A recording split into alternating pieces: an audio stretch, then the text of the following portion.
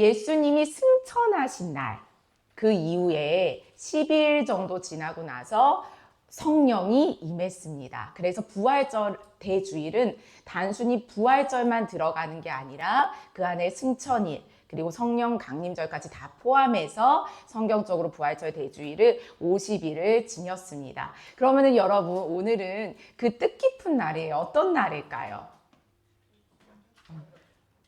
오늘이 승천일이에요.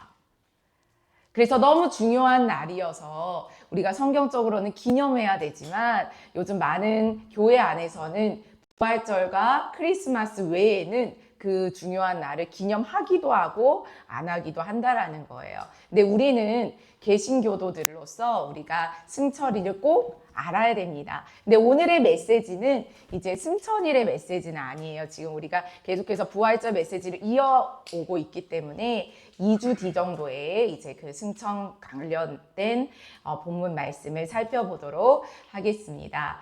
네, 우리 지난 시간에 말씀 제목 혹시 기억나시나요? 지난 주가 아니네. 2주 전에. 누구를 찾느냐? 땡.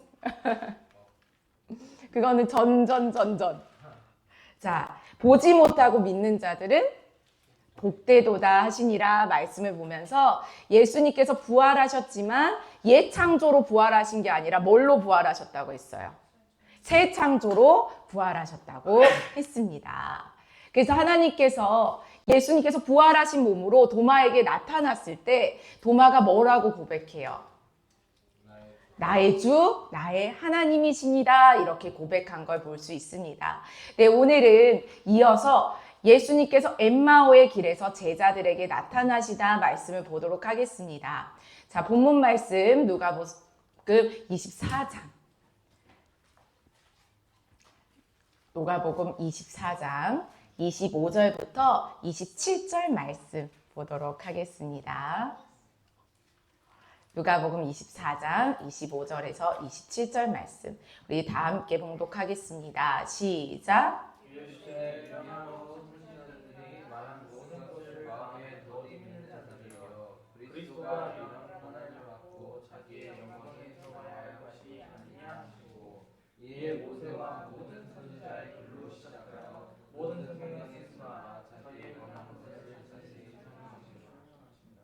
네, 여러분이 개인적으로 오늘 설교가 끝나면 누가복음 24장 전체를 꼭 다시 읽어보시기를 바랍니다. 예수님께서 엠마오로 가시는 길에서 두 제자에게 나타나신 사건이 방금 우리가 읽은 성경 본문 말씀입니다. 오늘은 부활절 세 번째 본문을 통해서 이 엠마오 사건이 기독교 신앙을 이해하는 데 있어서 얼마나 중요한 중심을 이루는지 살펴보도록 하겠습니다. 자, 방금 읽었던 누가복음 24장 13절에서 19절을 제가 읽을 테니까 눈으로 같이 해주세요. 그날에 그들 중 둘이 예루살렘에서 25리 되는 엠마오라 하는 마을로 가면서 이 모든 된 일을 서로 이야기하더라. 그들이 서로 이야기하며 문의할 때에 예수께서 가까이 이르러 그들과 동행하시나 그들의 눈이 가리워져서 그인 줄 알아보지 못하거늘 예수께서 이르시되 너희가 길 가면서 서로 주고받고 하는 이야기가 무엇이냐 하시니 두 사람이 슬픈 빛을 띠고 머물러 서더라. 그 한 사람인 글로바라 하는 자가 대답하여 이르되 당신이 예루살렘에 체류하면서도 요즘 거기서 된 일을 혼자만 알지 못하느냐. 이르시되 무슨 일이냐. 이르되 나사렛 예수의 일이니 그는 하나님과 모든 백성 앞에서 말과 일에 능하신 선지자이거늘. 아멘. 여기서 우리가 잠깐 멈춰서서 중요한 점을 주목해서 알아봐야 합니다. 예수님께서 제자들에게 질문을 던지셨어요. 예수님께서 제자들에게 질문을 던지셨어요. 질문 찾았어요? 네. 우리는 그 질문을 가볍게 넘기지 말고 주의 깊게 들어야 합니다. 때로는 그 질문이 너무 명백한 답변을 요구해서 단순하게 들릴 수도 있습니다. 그러나 예수님께서 질문하셨다는 것은 그 질문 안에 많은 의미가 담겨 있다는 것입니다. 여러분, 2주 전에 요한복음 20장에서 예수님은 무덤 밖에 있는 막달라 마리아에게 질문하신 게 나옵니다. 기억나시나요? 뭐라고 질문해요? 우리 영민이가 아까 얘기했는데. 누구를 찾느냐? 어찌하여 우느냐? 누구를 찾느냐냐고 물으셨습니다. 오늘 본문에서도요, 예수님은 제자들에게 뭐라고 물어요? 무슨 일이냐라고 물으십니다. 단순히 제자들에게 약 올리거나 장난치려고 하신 말씀이 아닙니다. 예수님은 부활을 통해 옛 창조의 회복을 넘어 새 창조의 첫 열매가 되셨습니다. 따라서 부활 사건 이후에 제자들과의 모든 만남은 새로운 방식으로 이루어지는 것입니다. 예수님은 제자들에게 자신을 단순히 과거의 선지자로 보지 말고 십자가에서 모든 원수를 물리치신 부활의 주님으로, 그리고 승천을 통해서 하늘과 땅의 모든 권세를 가지신 주님으로서 바라보도록 가르치시고 있습니다. 그래서 예수님께서 무슨 일이냐라고 물으신 것은 내가 일부러 모르는 척, 무지한 척 하신 게 아니라 제자들이 스스로 이해하고 있는 말을 말하게 하심으로써 그들의 잘못된 생각을, 그들의 불완전한 생각을 진리로 옮기도록 돕기 위해서 질문한 거예요. 너희들이 지금 잘못된, 불완전한 생각을 하고 있는데 진리로 옮기기 위해서라는 거예요.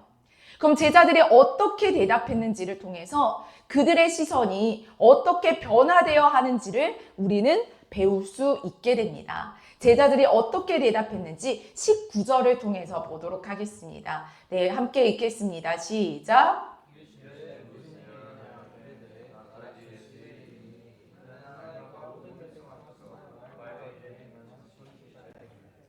예수님께서는 누가복음에서 이미 3번이나 자신의 죽음과 부활 그리고 고난을 예언하셨습니다.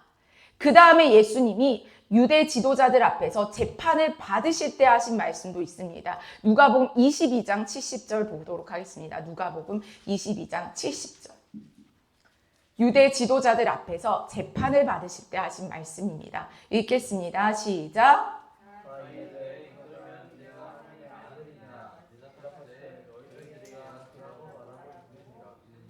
네, 유대 지도자들 앞에서도 내가 하나님의 아들이다 라고 분명하게 말씀하십니다. 23장 3절 보도록 하겠습니다. 시작. 빌라도가 예수께 물어 이르되 내가 유대인의 왕이냐? 대답하여 이르시되 내 말이 옳도다. 예수님은 분명히 자신이 누구인지를 밝히셨습니다. 애매모호하게 말씀하지 않으셨어요.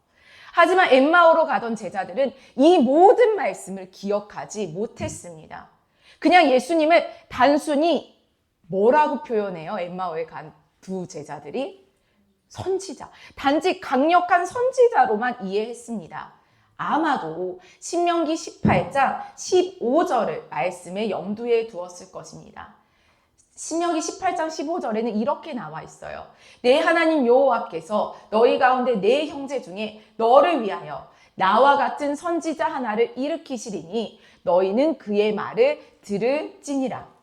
이 말씀은 예수님을 가리키는 성경의 참된 진술입니다. 그러나 문제는 예수님이 제자들에게 자신의 고난과 부활을 해석하기 위해서 가르치신 구절은 아니라는 거예요. 그래서 여기에서 제자들은 예수님의 죽음에 대해서 예수님이 직접 가르친 것을 제쳐두고 지금 신명기 말씀을 이해한 것입니다. 그 대신 자신들이 성경에 대해서 이해한 것만 따라서 본인들이 이해한 것, 예수님은 선지자다. 그렇게 예수님을 묘사했습니다. 그래서 제자들은 성경 말씀을 인용했지만 예수님이 친히 알려주시고 해석해 주신 말씀을 제쳐두었습니다. 그 결과가 어떻게 됐어요?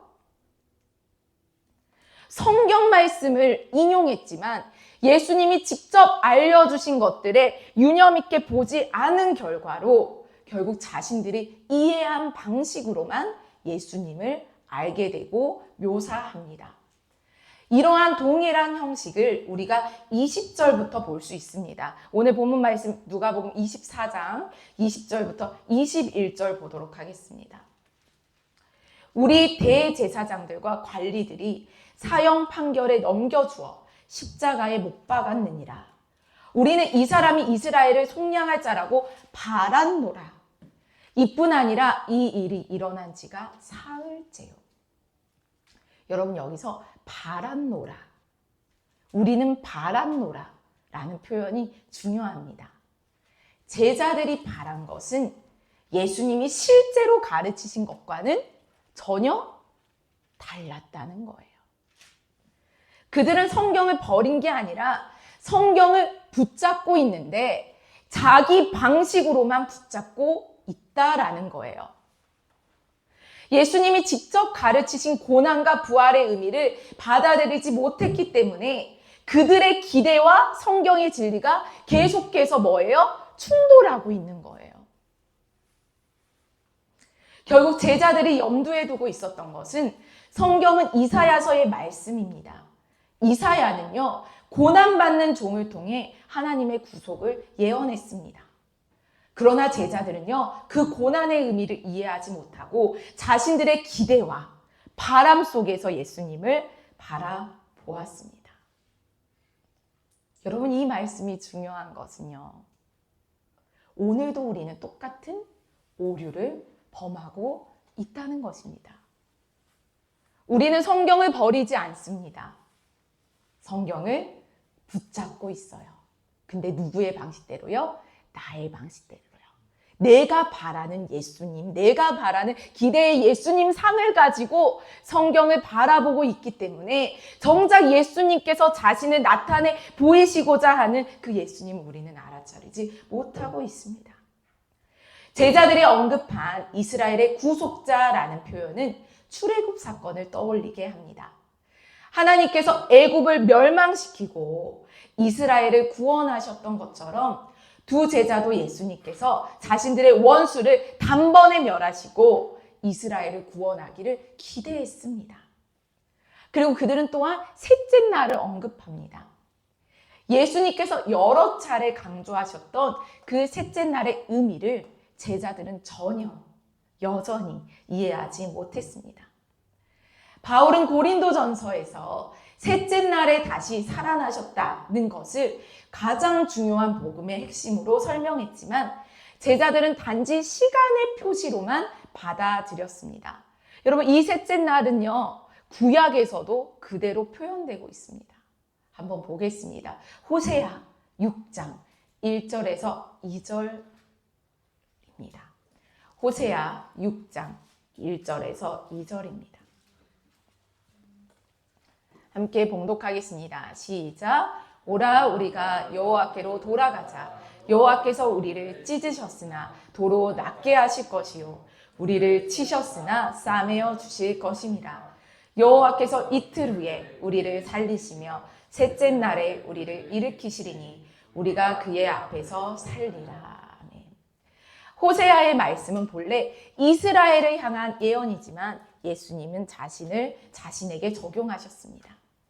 예수님은 참 포도나무로서 하나님의 백성들이 뿌리 내릴 근원이 되셨고 이스라엘에 관한 모든 예언을 자신 안에서 성취하셨습니다. 그러나 두 제자는 이 깊은 의미를 놓쳤습니다.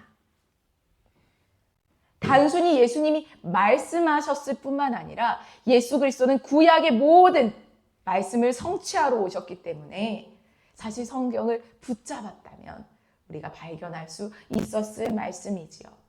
그들에게 셋째 날은 단지 사건이 일어난 날짜일 뿐이었습니다. 셋째 날이 됐다고 얘기한 거는 그냥 사건이 지난 지 셋째 날이 되었구나, 이 정도로만 그들은 그 의미를 받아들였다는 거예요. 성경 속에서 부활을 보지 못했습니다. 자, 다시 본문으로 돌아가겠습니다. 22절부터 24절. 또 우리 중에 어떤 여자들이 우리로 놀라게 하였으니 이는 그들이 새벽에 무덤에 갔다가 그의 시체는 보지 못하고 와서 그가 살아나셨다 하는 천사들의 나타남을 보았다 함이라.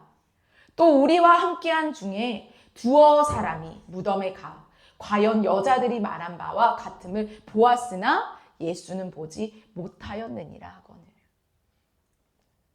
지금 제자들이 예수님의 부활 사건을 얘기하는 그 표현을 봐보세요. 묘사하는 표현을요.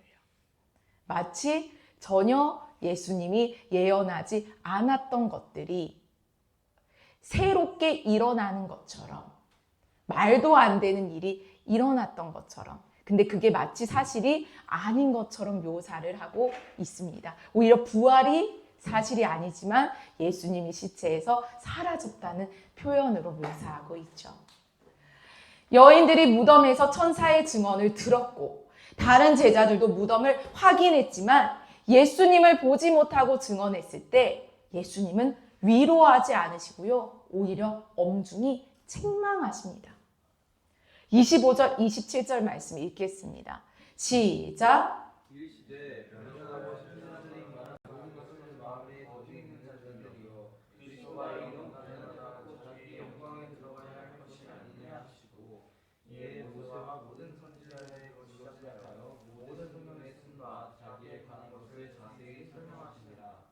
그리고 이어서 모세와 모든 선지자의 글로 시작하여 성경에 기록된 자기 자신에 관한 것을 자세히 설명하십니다. 이게 엠마오의 핵심입니다. 예수님이 자신을 분명히 드러냈는데 예수님을 알아보지 못하고 여전히 자신의 사고방식에 있는 제자들을 위로하시고 공감하신 게 아니라요, 책망하셨다는 거예요. 심지어 누구도요? 예수님 사랑했던 막달라 마리아도요. 우리 또한 예수님 모르겠어요. 이해가 안 돼요. 느껴지지 않아요. 그런 우리의 모습의 예수님은 어쩜 공감하시고 위로하시는 게 아니라 왜 내가 말한 것을 믿지 않느냐? 왜 성경에서 내가 나를 드러낸 것을 너희는 믿지 않느냐? 너희들이 믿는 건 무엇이냐? 너희들은 너희들이 바라는 걸 믿고 있지 않느냐? 라고 물으실지도 모르겠습니다. 엠마오의 사건의 핵심은 제자들은 성경을 인용했지만 예수님께서 직접 가르치신 해석을 붙잡지 못했습니다. 그 결과 성경을 읽으면서도 부활하신 주님을 보지 못했고 예수님은 그 더딘 마음을 책망하셨습니다. 왜냐하면 자신들이 가지고 있는 그 문제를 놓고서만 성경을 읽고 있기 때문이에요. 이 문제는요, 엠마오 길에만 나타난 것이 아닙니다. 이미 빌립보 가이사랴에서 예수님께서 사람들이 나를 누구라 하느냐, 너희는 나를 누구라 하느냐 라고 물으셨을 때도 드러납니다. 베드로는 뭐라고 고백해요? 주는 그리스도이십니다 라고 고백하지만 곧 이어서 예수님께서 자신의 고난과 죽음에 대해서 말씀하시자 베드로는 그걸 받아들이지 못했습니다. 마가복음 8장 31절은 바로 그 장면을 보여줍니다.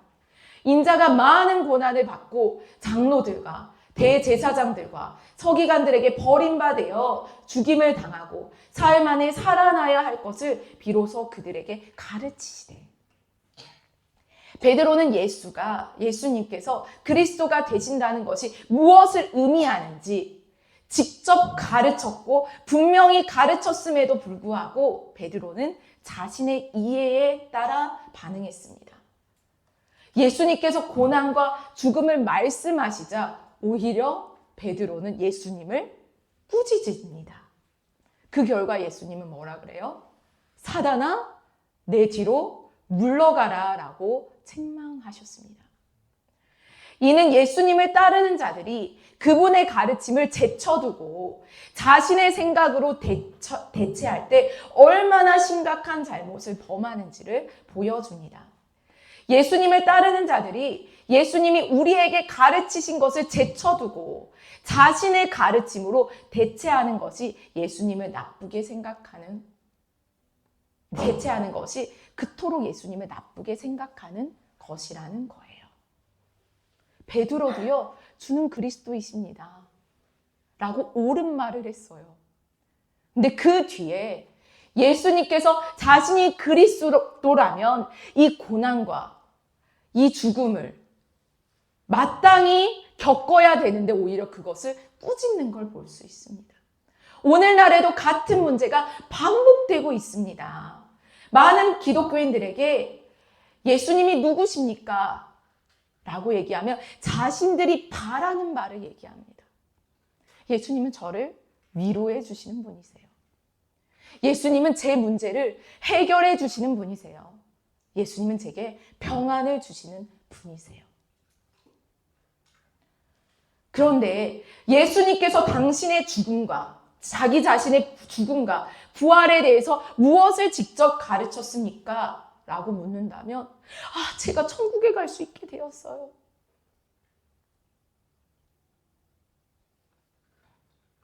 예수님께서 자신의 죽음과 부활에 대해서 직접 무엇을 가르치셨습니까? 라고 묻는다면요, 대부분 제대로 답하지 못할 것입니다. 모태신앙인데도 불구하고요. 말한다고 해도 어떤 사형리를 얘기하거나 어떤 성경 구절을 짜집기해서 설명하려고 할 거예요. 여러분도 한번 답해 보세요. 예수님의 죽음과 부활에 대해서 우리에게 어떤 직접 가르치셨습니까? 어떤 것을? 다 나에 대해서만 얘기했다고 생각하지 않나요? 내가 천국 갈 수 있게 되었어요. 이제 내가 죄 지어도 지옥 가지 않아요. 예수님의 가르침 안에 거할 때 부활절은 단지 예수님께서 죽은 자 가운데서 살아나신 사건만 의미하지 않습니다. 예수님의 부활과 승천을 통해서 가장 중요한 것 중에 하나는 예수님은 우리의 눈을 열어서 성경 말씀을 깨닫게 하신다는 겁니다.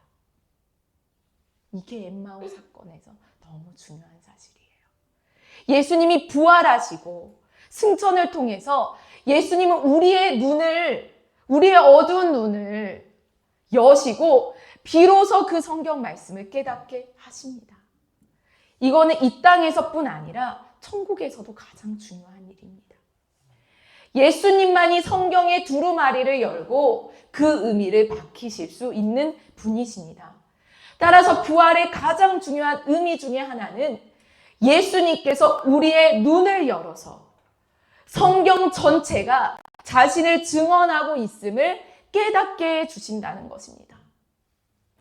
부활의 가장 중요한 의미 중 하나는 예수님께서 우리의 눈을 열어서 이 성경 전체가 자신을 증언하고 있음을 깨닫게 하십니다. 요한계시록 5장은 이를 잘 보여줍니다. 요한계시록 5장 1절에서 5절 말씀입니다. 내가 보매 보좌에 앉으신 이의 오른손에 두루마리가 있으니 안팎으로 섰고 7인으로서 봉하였더라. 또 보매 힘있는 천사가 큰 음성으로 외치기를 누가 그 두루마리를 펴며 그 인을 떼기에 합당하냐 하나 하늘 위에나 땅 위에나 땅 아래 능히 그 두루마리를 펴거나 볼거나 할 자가 없더라. 그 두루마리를 펴거나 보거나 하기에 합당한 자가 보이지 아니하기로 내가 크게 울었더니 장로 중 한 사람이 내게 말하되 울지 말라. 유대 지파의 사자 다윗의 뿌리가 이겼으니 그 두루마리와 7인을 떼시리라 하더라. 이 말씀이 의미하는 건 승천입니다. 예수님, 유대의 지파의 사자, 다윗의 뿌리, 예수 그리스도가 비로소 그 두루마리를 뭐 한다는 거예요? 필 수 있다는 거예요. 그 두루마리를 피고 합당한 자라는 거예요. 예수님의 승천은 단순히 미래의 사건을 기다리는 것이 아니라 이미 원수를 패배시킨 승리의 선언입니다. 예수님께서 성경을 여시자 성경 전체가 자신에 관한 것임을 드러났습니다. 중요한 점은 구약의 많은 구절들이 신약에서 성취되었다는 사실만을 말하는 것이 아니라 예수님을 떠나서는 어떤 성경 구절도 올바르게 이해할 수 없다는 것입니다. 예수님을 떠나서는요, 어떤 말씀도요, 올바르게 해석할 수 없다는 거예요. 창세기의 그 말씀도요, 예수님을 떠나서는 우리는 올바르게 해석할 수 없다는 거예요. 성경 말씀은 예수님의 죽음, 부활, 승천으로 시작해서 읽어야 됩니다. 그래서 성경은 창세기부터 시작하는 게 아니라 예수님이 말씀하신 그 복음으로부터 시작된다는 거예요. 성경은 아담에서 시작해서 예수님을 두 번째 아담으로 이해하는 방식이 아니라 예수님으로부터 시작해서 아담을 이해해야 한다는 거예요. 모세로부터 시작한 다음에 예수님을 새로운 위대한 모세로 이해하는 게 아니라 예수님으로부터 시작한 다음에 모세를 이해해야 합니다. 곧 성경 전체를 복음의 렌즈, 즉 예수님의 죽음과 부활과 승천을 출발점으로 읽지 않으면 구약의 모든 말씀 우리는 불완전하게 아니면 왜곡되게 이해할 수밖에 없다는 것입니다. 복음서 저자들이 바로 그렇게 했습니다. 성경은 창세기부터 시작하는 게 아니라 복음서, 마태, 마가, 누가, 요한, 예수님께서 직접 가르치신 그 말씀으로 시작했습니다. 그래서 복음서는 예수님의 죽음과 부활을 중심으로 구약을 해석합니다. 그래서 우리가 성경을 읽을 때도 예수님을 출발점으로 삼아야 합니다. 엠마오로 가는 길에 두 제자 이야기를 들으면 일부 기독교인들은 이렇게 얘기할 거예요.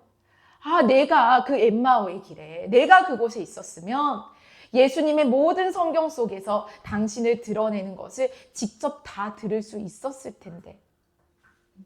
나도 그곳에 있으면 그 두 제자들처럼 눈이 밝아질 수 있었을 텐데. 그럼 성경을 온전히 깨달을 수 있었을 텐데 라고 생각하는 사람이 있을지도 모르겠습니다. 그러나 여러분 기억하세요. 주님은 우리에게 자신을 다 드러내셨습니다. 주님은 우리에게 자신을 다 드러내셨습니다. 어떻게요? 어떻게요? 그게 바로 신약 말씀이라는 거예요. 예수님은 자기 자신을 다 드러내셨습니다. 우리의 눈이 어두워서 보지 못할 뿐이지요.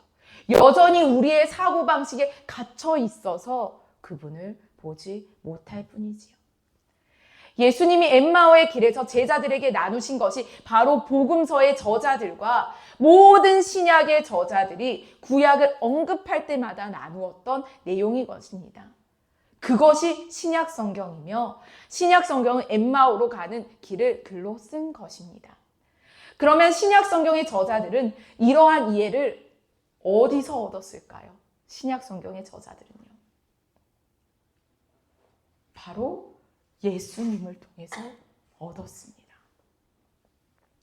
그리고 예수님께서 약속하신 것처럼 예수님에 대한 모든 진리로 인도하시는 성령님에게서 얻은 것입니다. 그래서 신약 성경의 저자가 구약 성경을 인용할 때마다 우리는 잠깐 읽었던 것을 멈춰두고 그 구절을 구약에서 찾아보아야 합니다. 신약 성경은 구약에서 얘기했던 것을 계속 인용하고 있어요. 그게 무슨 의미인지 예수님을 통해 분명히 알려줍니다. 단순히 찾아보는 것 이상으로요. 여러분 성경을 읽을 때 주님 눈을 열어서 내게 이 의미가 무엇인지 알게 해주세요. 주님 눈을 열어서 내게 이 의미가 무엇인지 알게 해주세요 라고 기도하면서 우리는 성경을 봐야 합니다. 또한 성경에 한 구절만 있는 것이 아니라 그 구절이 앞, 뒤의 문맥과 무슨 내용인지를 생각하면서 읽어야 합니다. 신약 전체의 저자들은 여러분이 그렇게 성경을 읽기를 원하는데 어떤 때에는 명시적으로 말하지 않습니다. 그렇기 때문에 신약과 구약을 함께 읽어야 됩니다. 왜냐하면 신약 성경에서 구약을 얼마나 많이 인용하고 있는지를 알게 되기 때문입니다. 예수님은 엠마오로 가는 두 제자에게 왜 미련하다고 말씀하셨어요? 성경을 인용하지 않아서가 아닙니다. 예수님이 성경 말씀에 대해서 직접 가르치신 것을 따르지 않았기 때문입니다. 그들은 성경을 읽었지만 단지 자신들의 인간적인 사고에 갇혀 있었습니다.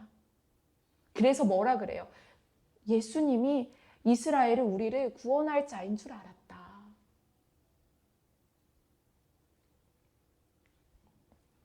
근데 그 구원이 뭐였어요? 자신들이 이 땅에서 사는 그 삶이었어요. 그래서 예수님을 통해 원수들이 패배하고 이스라엘이 승리하는 그림만 기억했습니다. 그러나 신약은 다른 방식으로 말합니다. 예수님은 자신의 죽음을 통해 원수를 이기시고 승리하셨다고 말합니다. 그것이 실제로 주님이 구약 전체에 승리하신 방법입니다. 승리하셨지만 우리가 그것을 보지 못하는 것입니다. 구약 전체가 이 진리를 증언합니다. 구약은요, 6월절에 죽임당한 어린 양이 있다. 이사야서에는 고난받는 종이 있다. 창세기 3장에는 여자의 후손이 자신의 발꿈치가 상함에도 불구하고 뱀의 머리를 상하게 한다라는 최초의 복음 선언이 구약 성경의 곳곳에 있습니다. 예수님은 바로 이 길을 통해 승리하셨습니다. 그리고 우리를 그 길로 부르십니다. 우리에게도 십자가를 지고 가족을 떠나고 하나님 나라를 위해 모든 것을 내어놓는 삶이야말로 기독교인의 참된 삶이라고 우리를 부르십니다. 이것은 죄 때문에 억지로 살아가야 하는 삶이 아닙니다. 죄 때문에 이렇게 살 수밖에 없는 방식이 아닙니다. 오히려 우리가 죄를 지었기 때문에 우리는 이렇게 살지 못합니다. 이렇게 사는 방식은, 세상에 우리가 미련을 두지 않고 사는 이러한 방식은 사실 하나님의 영원한 본성과 성품입니다. 이 삶의 방식이 우리 인간의 죄에 대해서 예수님이 승리하신 방식이라고 말합니다. 그래서 우리는 불쌍히 그 길을 가는 자들이 아니에요. 이게 예수님의 방식이고 이게 하나님 나라의 본성이기 때문에 이 길은 기쁨의 길이고 영광의 길이라는 거예요. 그리고 세상을 이긴 방식이라는 거예요. 예수님은 당신과 같아지라고 우리를 부르시기 때문에 우리가 어떻게 살아가야 될지 본이 되십니다. 오늘날 기독교인들은 아직도 예수님이 죽음과 부활에 대해서 직접 가르치신 것을 여전히 제쳐두고 있습니다. 여기저기 성경 구절을 골라서 합쳐가지고는 인간적인 사고방식에 합리적으로 호소하는 메시지. 자신만의 의미 부여 해석을 좋아하는 것은 엠마오의 길을 가던 두 제자와 예수님을 혼내는 베드로와 같은 모습이라는 거예요. 그 결과로 우리는 다음과 같은 오류에 빠지게 됩니다. 그리스도께서 처음으로 우리 죄를 위해 오셨다. 그래서 그분은 죽으셔야 됐다. 하지만 하나님께서는 원수들을 물리치기 위해서 예수님이 권력을 가지고 두 번째로 오시게 될 것이다. 그래서 우리 사람들은 예수님이 다시 오시기 전까지는 우리가 인간의 힘, 정치, 돈, 법을 사용해서 교회의 가치가 파괴되는 것을 막아야 된다. 라고 말할 것입니다. 이게 인간적인 방식으로 우리가 예수님을 이해했을 때 빠지는 오류입니다. 다시 말해서 오늘날 기독교인들은 미련하고 마음에 더디 믿는 믿음을 바로잡는 것보다는 오히려 구약 성경에 묘사되었던 엠마오 길의 제자들이 품었던 전통적인 왕국, 전통적인 나라에 대한 소망이 이루어지는 관점에서 복음을 이해하고 그 첫걸음이 예수님의 십자가 죽음이라고 생각합니다. 예수님의 십자가 죽음이 자신들이 그렸던 어떤 일을 예수님이 이루기 위한 첫걸음이라고 이해를 하는 것입니다. 그건 잘못된 복음을 가지게 되는 결과를 낳습니다.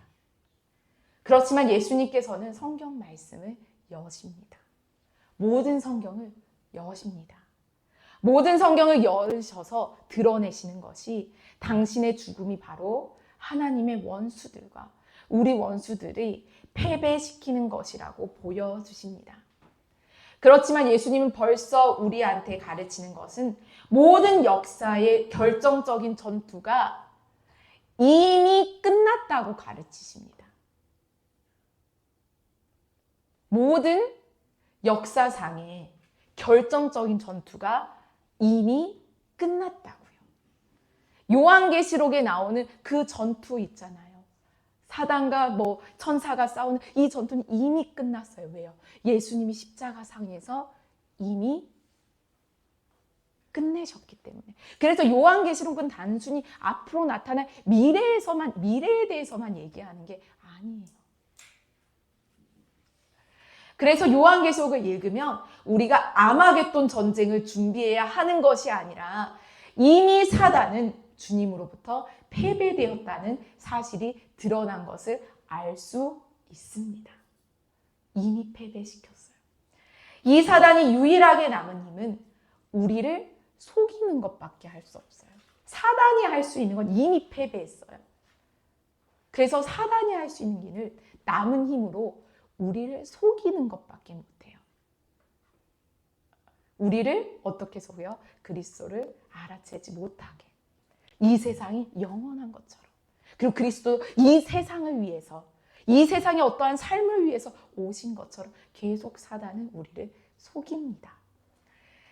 그리스도께서는 이미 복음의 선포인 어린 양의 피와 자기들이 증언하는 말씀을 통해서 당신과 하나님의 모든 원수를 정복하셨습니다. 그래서 이 요한계시록은 이 복음을 그분의 입의 검이라고 부릅니다. 그래서 그리스도께서 지금부터 다시 오시는 그 재림의 날까지 그리스도는 패배와 원수들에게 자비를 베푸시고 계시는 것입니다. 그리스도께서 다시 오시면 그 자비를 베푸는 시간은 끝나고 회개하지 않는 원수들의 영원한 멸망이 시작될 것입니다. 그래서 우리는 자비의 때를 살아가고 있어요. 근데 그 자비의 때를 잘못 이해하는 사람들은 뭐라고 얘기하냐면 마치 그 자비가 영원할 것처럼 생각합니다. 그래서 나중에 예수님을 믿으면 되지. 근데 여러분 기억해야 돼요. 역사상 중요한 전투는 이미 끝났다고요. 끝났다고요. 아직도 그 자비를 듣지 못한 자들을 위해서 기다리시는 거지. 들었음에도 주님께로 돌아오지 않는 자들에게 기다리시지는 않습니다. 왜요? 이미 우리는 원수이기 때문이에요. 원수들에게 그 자비를 전하는 게 자비지. 우리가 믿을 때까지 기다려주는 게 아니라고요. 우리가 믿고 싶을 때까지 기다려주는 게 자비가 아니라는 거죠. 그리스도께서 다시 오시면 그 자비를 베푸시는 시간은 끝나고요. 회개하지 않는 원수들의 영원한 멸망이 시작됩니다. 여러분, 그 주님이 오신다는 건 사실 내일 와도 전혀 이상하지 않다는 거예요. 그래서 우리가 이 성만찬의 식탁으로 모이는 것입니다. 그 사실을 우리는 믿기 때문이에요. 그래서 엠마오로 가는 길, 성경 본문은 이렇게 끝납니다. 누가복음 24장 28절에서 32절. 누가복음 24장 28절에서 32절입니다. 함께 읽겠습니다. 시작. 그들이 가는 마을에 가까이 가매 예수는 더 가려 하는 것 같이 하시니 그들이 강권하여 이르되 우리와 함께 유하시나이다. 때가 저물어 가고 날이 이미 기울었나이다 하니 이에 그들과 함께 유하러 들어가시니라. 그들과 함께 음식 잡수실 때 떡을 가지사 축사하시고 떼어 그들에게 주시니 그들의 눈이 밝아져 그인 줄 알아보더니 예수는 그들에게 보이지 아니하시는지라. 그들이 서로 말하되 길에서 우리에게 말씀하시고 우리에게 성경을 풀어주실 때에 우리 속에서 마음이 뜨겁지 아니하더냐 하고, 여기서 눈이 열렸다는 표현은요, 창세기 3장 7절의 말씀을 떠올리게 합니다. 아담과 하와가 선악과를 먹었을 때 그들의 눈이 열렸습니다. 구약의 옛 창조에서 첫 번째 식사가 아담과 하와가 선악과를 먹은 사건이에요. 첫 번째 식사가. 그러나 그 눈은요, 죄에 대해서 열리고요, 하나님에게서 닫혔던 사건입니다. 구약에서 아담과 하와가 먹었던 첫 번째 식사는 죄에 대해서 열리고 하나님에게서 닫히는 사건이었습니다.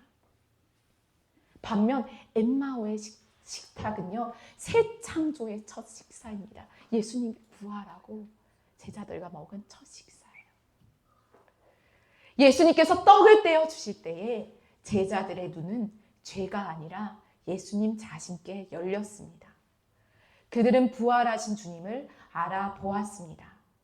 이것이 부활의 가장 중요한 의미 중 하나입니다.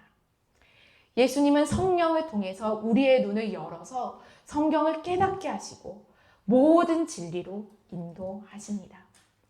엠마오의 식탁은 단순한 저녁 식사가 아니라 새 창조의 시작을 보여주는 성만찬의 모형입니다.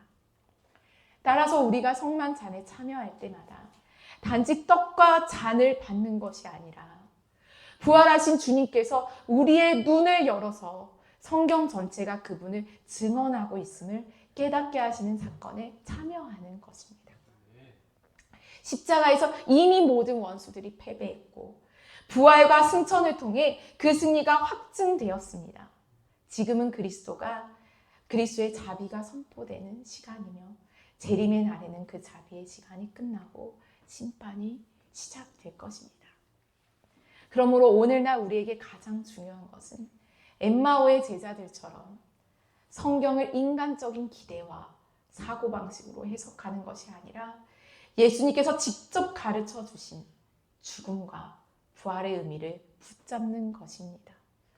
그럴 때 이제 우리의 눈이 열리고 마음이 뜨거워지며 성경 전체가 예수님을 증언하고 있음을 깨닫게 될 것입니다. 아멘. 아멘. 그래서 우리 예수님은 새 창조로 우리를 인도하신다는 것을 기억하시길 소망합니다. 날마다 우리가 성경을 가까이 할 때에 주님 내 눈을 열어서 주님을 알게 하소서.